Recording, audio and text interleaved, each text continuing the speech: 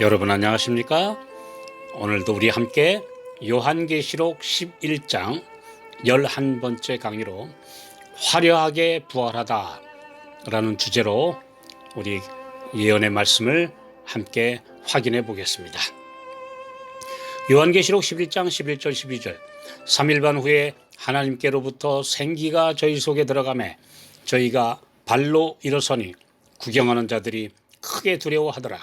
하늘로부터 큰 음성이 있어 이리로 올라오라 함을 저희가 듣고 구름을 타고 하늘로 올라가니 저희 원수들도 구경하더라. 땅에 사는 자들, 곧 하나님의 말씀을 싫어하고 증오하던 자들은 저들의 양심을 찌르던 말씀과 이를 전하는 성도들이 죽을 때 크게 기뻐함으로 그들의 악마적 속성을 드러냅니다. 이런 예가 1572년 8월 24일 밤 파리 시내를 비롯한 프랑스 전역에서 일어난 성 바돌로메 제1의 대학살 사건이 일어난 후에 이를 보고받은 교황권의 반응입니다. 학살의 보도가 로마에 이르자 성직자들의 기쁨은 한이 없었다. 로렌의 추기경은 그 사자에게 1,000 크라운을 상급으로 주었고 성 안젤로에서는 축포를 쏘았고 모든 교회의 첨탑에서는 종소리가 울려 퍼졌고 축화는 밤새도록 꺼지지 않았다. 교황 그레고리우스 13세는 추기경과 중요한 승려들을 데리고 큰 행렬을 지어 성 루이의 교당으로 갔는데 그곳에서 로렌의 추기경이 테데움을 낭송했다. 또 이 학살을 기념하는 메달이 주조되었고 바티칸 궁전에서는 바사리의 솜씨로 석장의 벽화, 곧 콜로니 제독을 습격하는 장면, 학살을 음모하는 회의에 참석하고 있는 왕, 실제로 학살을 하고 있는 장면들이 그려졌다. 그레고리우스 교황은 칼 황제에게 황금 장미를 보냈다. 이것이 바로 역사에 기록된 증언입니다. 이것이 바로 두 증인의 죽음, 곧 성경이 순환을 겪을 때 악인들이 보인 반응과 같습니다. 유명한 철학자 볼테르는 앞으로 100년 후에는 성경은 오직 박물관에서만 볼 수 있을 것이다 라고 선언했으며 인간은 이제 자신들의 이성을 신으로 숭배하며 자신들의 판단대로 할 자유가 있다고 주장했습니다. 그러나 하나님께로부터 생기가 저희 속에 들어가매 저희가 발로 일어서니 앞서 말씀드린 대로 3년 반 후에 성경은 온 세계가 지켜보는 가운데 복권되어 다시 누구나 소지할 수 있게 되었습니다. 성경이 순환을 당한 지 불과 몇 년 후인 1804년에는 영국에서 성소공회가 설립되어 전 세계에 성경을 보급하기 시작했으며 1816년 미국 성소공회가 설립되었고 이어서 여러 나라의 성경 보급이 활발하게 일어났습니다. 그뿐만 아니라 볼테르가 성경이 사라질 것이라고 연설했던 그 건물이 프랑스의 성소공회 건물이 되었습니다. 베드로전서 1장 25절 오직 주의 말씀은 세세토록 있도다 하였으니 너희에게 전한 복음이 곧 이 말씀이니라.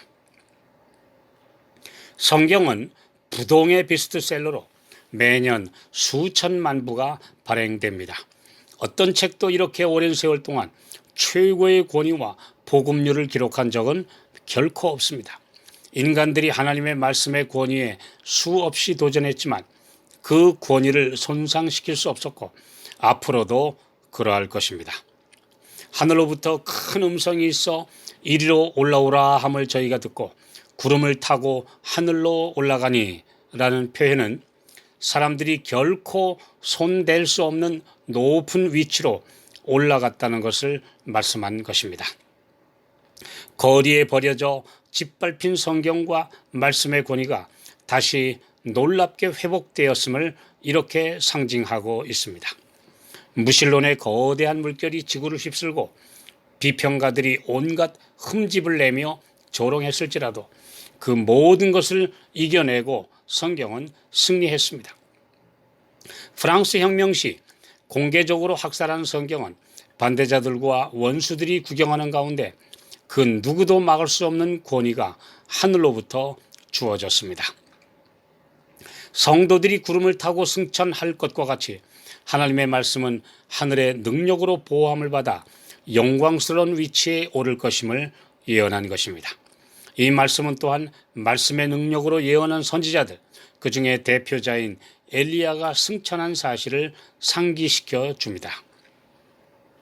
말씀과 하나 된 주의 신실한 종들은 엘리야의 신정과 능력으로 이 세상의 마지막 메시지를 전할 것이며 하늘 구름을 타고 영광으로 오시는 예수님을 맞이하여 함께 하늘에 갈 것입니다. 우리가 믿는 말씀은 이론과 책으로 된 무생물이 아니라 그 말씀의 생명을 성경 속에 불어넣어 주신 실체가 우리의 정체를 완전히 신에 속한 존재로 바꾸어 주실 것입니다. 이런 두 증인, 두 감람나무, 두 촛대, 두 선지자라는 상징을 그 어떤 사람에게도 어떤 인간에게도 절대 적용할 수는 없습니다. 오직 말씀, 구약과 신약, 율법과 선지자, 하나님의 계명과 예수 믿음, 그리고 말씀과 하나 된 증인들, 성령과 하나 된 교회, 이렇게 둘이 하나 된 주님의 참된 증인에게만 적용됨이 마땅합니다. 계시록 11장 13절, 그 시에 큰 지진이 나서 성 10분의 1이 무너지고 지진에 죽은 사람이 7천이라. 그 남은 자들이 두려워하여 영광을 하늘의 하나님께 돌리더라. 이 큰 지진은 정치적 대격변을 상징합니다. 10분의 1은 일부를 의미하므로 로마에서 분열된 유럽의 열불로 상징된 10나라들 중 하나인 프랑스 왕국의 붕괴를 상징한 것입니다. 지진에 죽은 사람이 7천이라. 엘리야 시대의 7천이는 바알에게 무릎 꿇지 아니한 사람들이었으며 이 7천이는 혼란한 가운데 희생당한 선량한 사람들을 가리킵니다. 성경을 짓밟고 하나님을 무시한 결과가 어떻다는 것을 목격한 사람들이 두려워하게 된 것입니다. 이것이 역사의 교훈입니다.